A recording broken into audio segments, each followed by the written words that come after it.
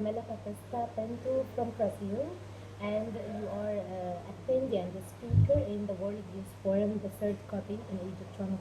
Welcome in Egypt. Thank you, thank you. It's a pleasure to be here. Thank you. So I want to start my interview with you. You are one of the young ladies who is facing the poverty, and you are a courage girl who is facing also the rights of the women in the Latin America and these states or small cities who is which is suffering from poverty, and women are suffering there. So, what do you think about the organizations in the Middle East or in your country, which is focusing about demonstrating, and they neglect the thing that the name of them of this organization, like poverty, or give the women the rights and this stuff. What do you think? Okay, so do you mean what is my opinion about the work that these organizations are doing in the Middle East and also in Brazil? So basically, I am an activist for the women's rights worldwide. So in Brazil, Brazil is one of the countries that have most violence against women. So this is something that most relates to my life, to my career, and the things I have been studying. I mean, for the past 10 to 12 years. So I am graduated in law, and in the University of Law, I had the opportunity to get in contact with a lot with the thematic of gender rights and gender. So all this time working in human rights and specifically in women's rights area, I had the opportunity to really develop a broader view about what is to work with women empowerment. So nowadays we live in a world, we can say that we have a lot of gender inequality. So I mean, it's difficult to find countries where women are really well positioned in society in the same level as men's, equal as men's, exactly, in terms of income generation. So we most of the times we see difference in salaries.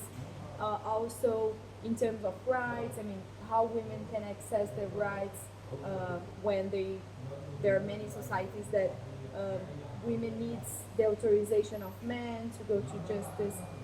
So this is really different in each country.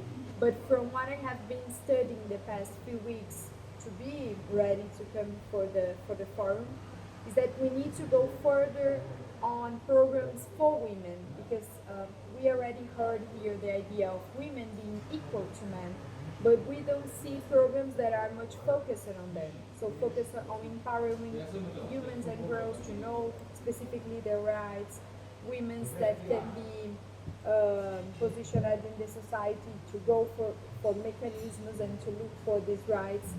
So I think that, and it was interesting because yesterday at the conference, the other girl from Jordan, she mentioned that She wants a forum specifically for women. yeah, exactly, and she mentioned the importance of having people and programs directly directionated for women. So gender equality is something we still need to be working for, not only in Middle East but also in Brazil and in many other countries. Okay, this is your first time to participate in World Youth Forum? So I have been participating in many youth forums worldwide, but in the World Youth Forum specifically, this is my first time. Okay, you were in a speech Yes. yesterday, and the president was attending, and it was the closing ceremony of the forum. It was about dreams and achieving dreams and empowering women. And how did you make it, and what was the main points, and what do you think about the forum? Okay. So basically, I came for the forum with the invitation to be a speaker inside a panel about peace and security. It was specifically a panel about women's empowerment. So I had the opportunity to talk a little bit about what is going on in my country. So in Brazil, we have a lot of violence against women. Each 2 minutes, 5 women are victims of physical violence and physical assault. We have around 170 cases of feminicide per day in Brazil. So I had the opportunity to share this context that my country lives, and at the same time to show some cases of projects that are being developed there. So it was an amazing experience. The panel, we counted about 80 people from many different countries, youths that were commenting on each one of the topics. It was really nice to see that women's empowerment was something that the youth wanted to discuss about. So we had like 3 panels inside the whole peace and security workshop. And I can say that the women's empowerment issue was the most commented one, so people raising hands, oh, I want to talk about that.